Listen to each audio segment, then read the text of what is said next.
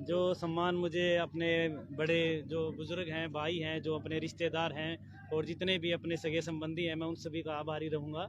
और जो सम्मान आपने दिया है, जो आपकी दुआएं हैं, मुझे लगता है उसी की वजह से मुझे ये सफलता हासिल हुई है।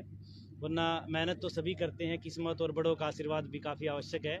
और आप सबकी दुआएं और प्यार के लिए मैं बहुत बहुत आभारी हूँ। तो आपकी सक्सेस स्टोरी का जो अब तक का सफर है, इन शॉर्ट जानना चाहेंगे, हमारे दर्शकों को बताना चाहेंगे। देखिए सर, जब हम पढ़ते थे तो मैंने बीटेक की थी। माता पिता मेरे कम पढ़े लिखे थे, उन्होंने कहा भाई बीटेक कर लो, पड़ोसियों ने, तो हमने बीटेक की।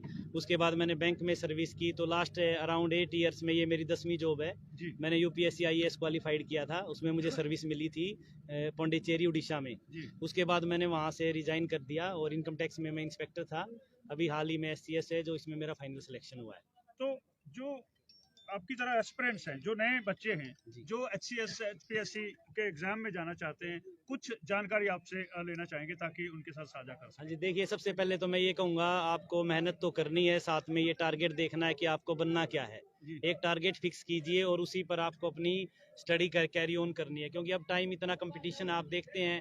1 मार्क्स से तो एक अंदर एंट्री कर जाता है लिस्ट में, और किसी का 0.50 कम रह जाए तो वो बिल्कुल अनएम्प्लॉयड हो जाता है। जी। तो स्ट्रेटजी बनाइए, हार्ड वर्क कीजिए और पेशेंस रखिए। तो हरियाणा के अंदर जो एचपीएससी का एग्जाम है, उसके अंदर जो प्रीलिम में है, उसके अंदर भी कुछ परिवर्तन किए गए हैं ताकि एस्पिरेंट्स जो जान सके। हाँ जी सर, पहले क्या होता था, जो प्रीलिम होता था वो फैक्चुअल होता था, जी जिस तरह से एसएससी का होता है। लेकिन अब prelim I think almost similar हो गया यूपीएससी के। जी। आप देखेंगे तो जो यूपीएससी एस्पिरेंट है उनके लिए भी एक अपॉर्चुनिटी है। और जो भी यानी एससीएस कि बनना उसको चाहते हैं, मॉडिफाई किया गया है जी आईएएस सर, की तर्ज पर। आईएएस की तर्ज पर, अब आप आईएएस मान के ही तैयारी कीजिए, जी। तो ही कामयाबी मिलेगी, मेरा ऐसा मानना है।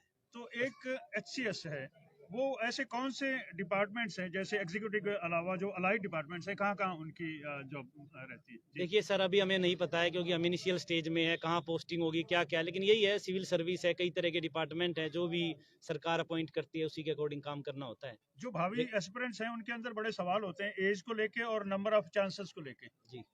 तो उनके बारे में क्या कुछ बताना देखिए मैं चाहेंगे? ऐसा मानता हूँ, अगर सही समय पर आपको गाइडेंस मिल गई और आपकी स्ट्रेटजी सही है, तो टाइम इतना इंपॉर्टेंट नहीं है। थोड़ा टाइम, 1 साल कम या ज़्यादा लग सकता है, लेकिन आपको